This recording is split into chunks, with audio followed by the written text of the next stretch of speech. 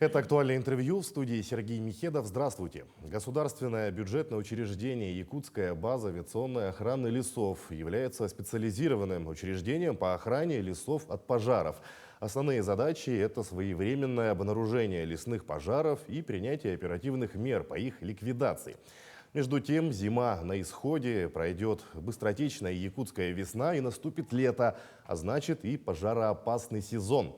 Как идет подготовка к новому сезону лесных пожаров, расскажет гость в студии Владимир Леонов, начальник государственного бюджетного учреждения «Авиалесоохрана» Республики Саха-Якутия. Владимир Сергеевич, здравствуйте. Здравствуйте. Вот сколько работников парашютно-десантной пожарной службы прошли воздушные тренировки в этом году, ну и готовы к работе во время пожароопасного сезона? Ну, штат работников парашютно-десантной пожарной службы в республике составляет на сегодня 405 человек.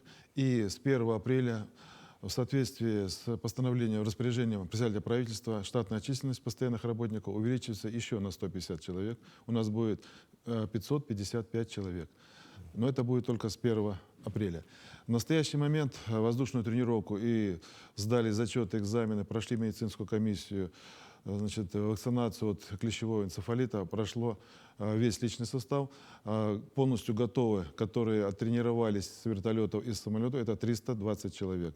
До конца этого месяца будет стопроцентная готовность. И, как я сказал, уже с 1 апреля мы принимаем 150 человек по подразделениям на территории республики. Какая численность летчиков-наблюдателей? Да вот, и хватает ли их для выполнения работ по тушению и авиамониторингу? Ну, знаете, летчики-наблюдатели — это очень редкая профессия. Их по всей стране порядка 200-300 человек даже не будет. На сегодня у нас на территории республики 24 летчика-наблюдателя и 3 человека — это летно-командный состав. 9 человек учатся в Пушкино, Московской области на летчиков-наблюдателей. В конце апреля они должны сюда уже прибыть, готовые. Дальше мы проверяем их готовность, даем допуска, и они приступают к работе. Я думаю, что этой численности нам будет достаточно, но тем не менее мы заключили дополнительное соглашение с двумя субъектами, это Приморье и Хабаровск, где мы на всякий случай застраховались, чтобы по 2 летчика-наблюдателя при острой горимости или какой-то ситуации нам добавили. Вообще, как происходит авиамониторинг территории? Вот какие самолеты или другие аппараты используют? Но авиационный мониторинг на территории республики, он происходит на воздушных судах в зависимости от класса пожарной опасности и с применением активных сил или безактивных сил. Активные силы — это у нас парашютисты-пожарные. Значит, парашютисты-пожарные в составе группы находятся на воздушном судне, и в соответствии с утвержденным маршрутом происходит авиационное патрулирование. И это может быть 1 раз в сутки, может быть 2 раза в сутки, в зависимости от класса пожарной опасности. Воздушные суда у нас это обычно Ан-2. Если применяется без активных сил, это самолет Тундра Д-40, она находится у полярных авиалиний. Также самолеты Цесна, Пилатуса тоже имеется у полярных авиалиний. Это из легкомоторных, мы считаем, воздушных судов. На вертолетах Ми-8 авиационный мониторинг не проводится, там проводится чисто тушение. В этом году охраняемая площадь увеличена на 20 миллионов гектаров. Да? Насколько это осложнит работу? Ну, 20 миллионов гектар — это порядка 46% имеющейся охраняемой территории, которая у нас была. Конечно, это сложно, но тем не менее маршруты мы уже все утвердили. Значит, дополнительная численность, которую я только что озвучивал, 150 человек, добавляется.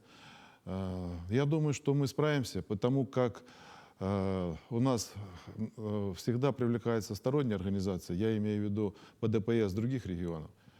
Все посчитано, постараемся сдержать ситуацию, лишь бы не было несанкционированных выжиганий.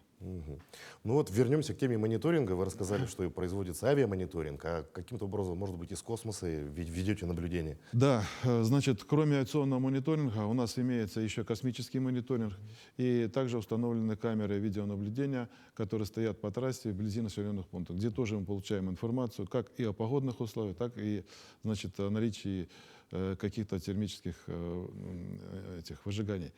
Космомониторинг проводится круглосуточно, мы получаем постоянную информацию, и потом уже в случае подтверждения или только появления какой-то термической точки воздушные суда вылетают для обследования этой точки, подтверждения или же, наоборот, опровергнуть, что на данном месте пожара нет. Такое, к сожалению, тоже бывает, потому что температуры высокие, нагреваются скальники, песчаные косы. Спутник, он видит тепло и дает как пожар. Мгм. Ну, у вас уже есть большой опыт, да, борьбы с лесными пожарами. Вот каким образом можно повысить оперативность тушения лесных пожаров? Но оперативность тушения зависит от своевременного обнаружения. Чем быстрее мы обнаружим и примем реальные меры к тушению пожара, тем больше шансов значит, получить более оперативное тушение на малых площадях, и значит, тогда будет эффект. Мы в этом году увеличили количество парашютистов пожарных на территории нашей республики. У нас не было парашютистов в Сунтарском районе, у нас не было парашютистов в Нюрбинском районе, у нас не было парашютистов в Вилюйском районе. Это в 3 авиаотделениях мы добавили по 2 парашютные группы. Тем самым, значит, уже воздушные суда, ранее там летали легкомоторные самолеты без активных сил, теперь они уже будут летать с парашютистом. При обнаружении будет сразу же высаживаться, и тем самым у нас пойдет более лучшая оперативность тушения. Мгм. То есть в первую очередь это повысит оперативность. Да, это все делалось для того, чтобы именно повысить оперативность тушения. Это же первоначальная подготовка, то есть мы подготовили этих специалистов, они получили дополнительную профессию. Вот у вас имеется свой учебный центр. По каким программам проводится обучение? Ну вот сколько человек прошли курсы в этом году?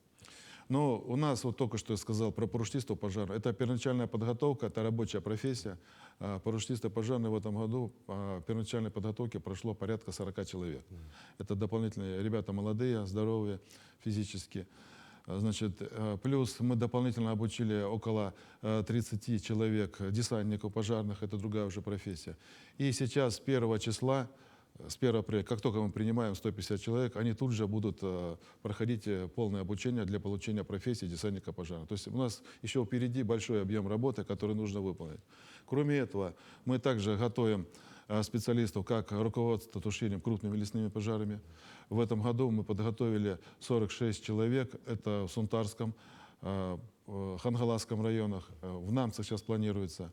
То есть работа ведется. Кроме этого, мы готовим дружбистов, мотористов, вальщиков леса. Те специальности, которые нужны нам, именно для того, чтобы эти люди помогали в тушении лесных пожаров.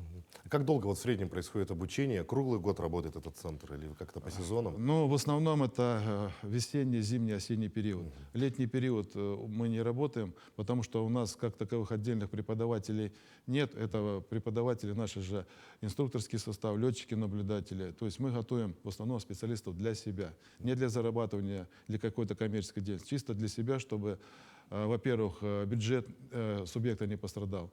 Чтобы вы понимали, подготовка парашютиста пожарного стоит порядка 200 тысяч рублей. Это если мы куда-то будем отправлять. Это одного только? Одного. Это не считая проезда, проживания и прочее. А подготовка занимает порядка месяца.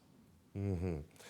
Ежегодно вот на территории республики привлекаются дополнительные силы для стабилизации лесопожарной обстановки. Вот какая работа ведется в этом направлении в этом году? Да, ежегодно привлекаются в режиме ЧС или же до ЧС.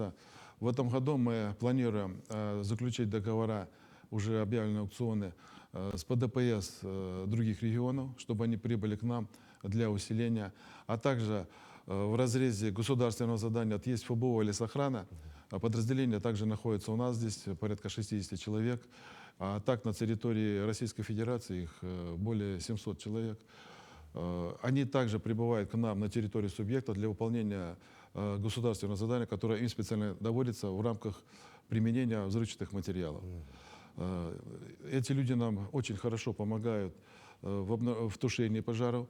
Уже в прошлом году они прибыли уже со своими вертолетами, было 3 вертолета. В этом году также мы планируем 2 вертолета, которые уже весной должны сюда прибыть и будут находиться там, где ситуация может осложняться. Здесь уже будем планировать дальнейшее. Кроме этого, значит, ФБО и лесохрана в рамках выполнения государственного задания будет привлекать зондировщик, который где-то в начале июня месяца уже прибудет на территорию субъекта для вызывания осадков с целью тушения лесных пожаров. То есть не просто, а именно с целью тушения.